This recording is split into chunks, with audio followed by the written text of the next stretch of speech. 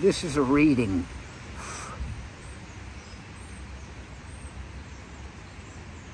A Judas reading. There's a playlist for that, you know.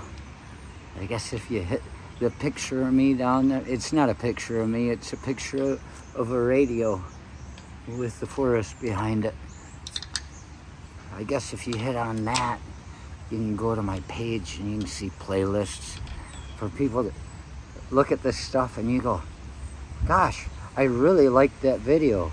What you don't realize is what I keep trying to tell everybody, there's something for everyone to hate.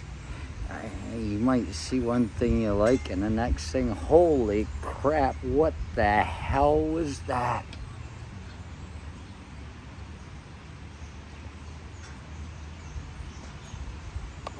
Ah, that's nice cold beer. It's got ice in it. But what you must realize is if you liked something I did, look and see what playlist it's on, and there might be a bunch of stuff you do like. Be careful of some of the other stuff that might offend your sensibilities.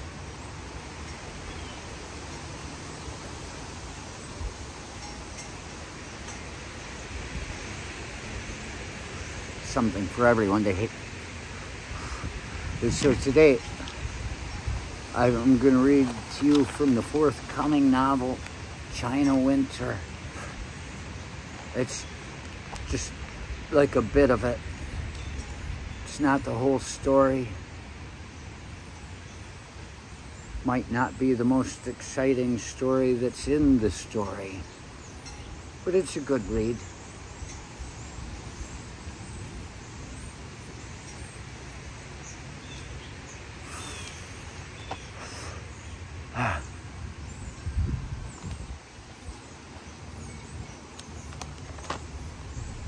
There we are.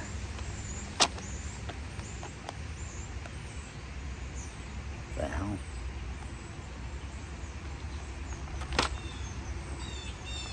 I had this damn thing queued up.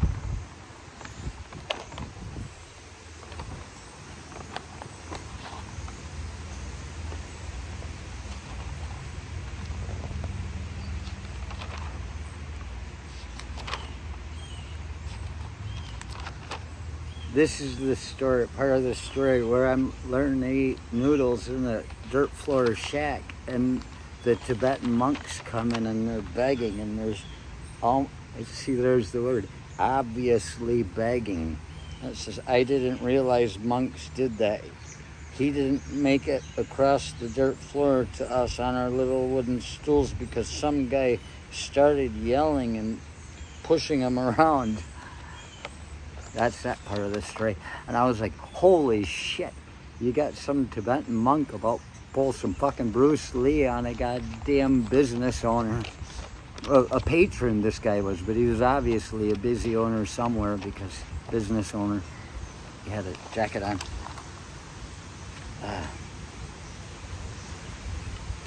There. The next few days were pretty uneventful. I've only got a few things to tell you, and then I'll take you out of Diching. Thin air, Tibetan silver, foot massage, make a decision, Judas, birthday party singer, and leaving. You see, I kept a little notebook I carried with me the whole way because Pure Legend, when he found out I was going, he said, holy shit, you should write a book about this. And I said, you know what? Not a bad idea. So I took that little pocket notebook, and at the end of every day, when we were done with the day of trekking, I called it walking around this holy mountain in Tibet. At the end of every day when we camped down, all the other pilgrims were camped down as well.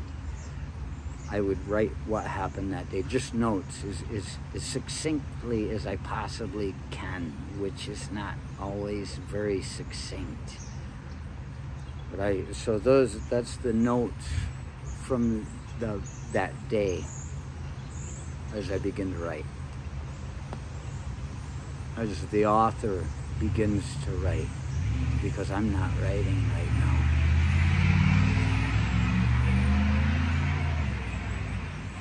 And here we go.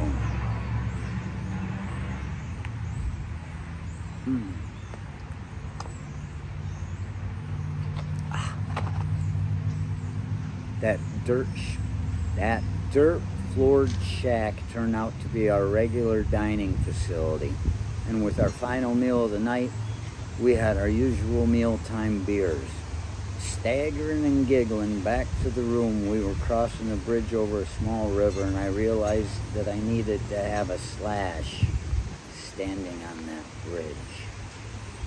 I clambered up onto the stone railing and whipped it out. Standing up there, swaying back, forth, and around, hissing waves and arcs, I was looking down at the trash and filth cluttering the river 15 feet below me. Thinking about how if I fell off that bridge, off that railing, landing in a puddle of my own urine would be nothing to fret over. My body could never produce anything nearly as filthy and pestilent as what was clogging that river. I didn't fall. Why would I? Because I was drunk? If I fell down every time I was drunk, I'd already have pounded a hole so deep I could have crawled out in China. Wait a minute. I was in China. And I was drunk. Huh. I jumped back down to the bridge and we ambled along through the streets where we encountered a yak eating out of a trash bin. I think it was the same yak. Fucking street wandering bum. I found it pathetic and said, "Hey, get the fuck out of there." I said that on my approach, shooing it away.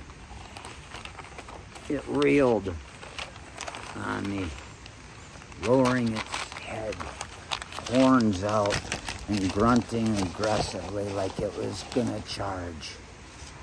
I was only 3 feet away from it, and its head followed me as I jumped side to side, yelling, "Go on! Get out of there! Don't eat that shit!" I'd seen bullfighting on TV during our brief stay in Yangshuo, and I was excited.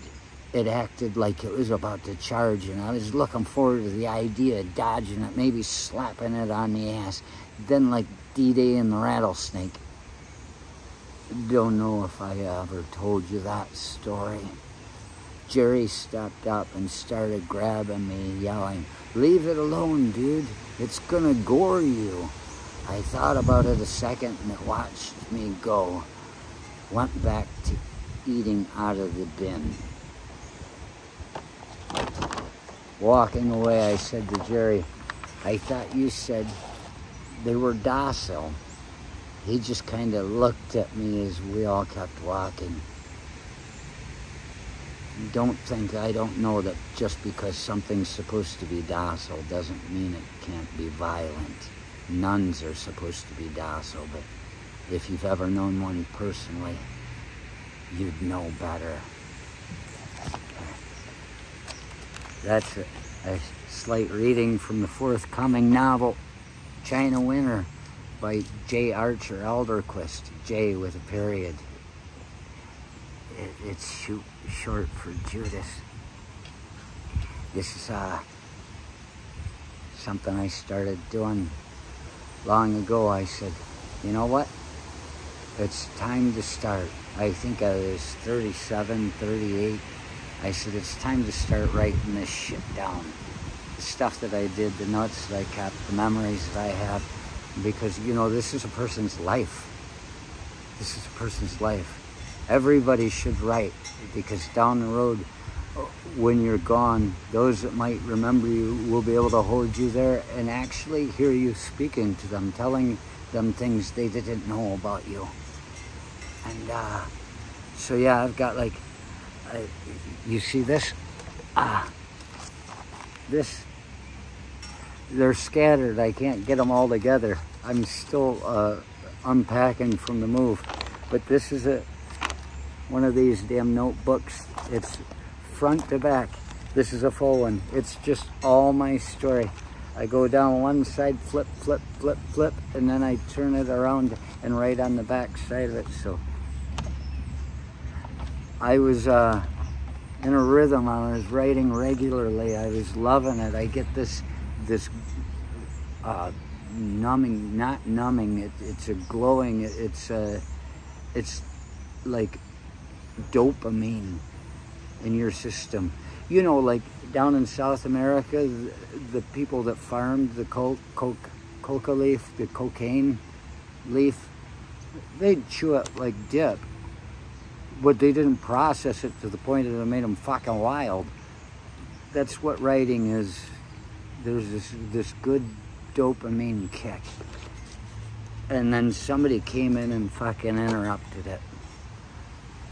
And every time I get interrupted, I have a hard time getting started again.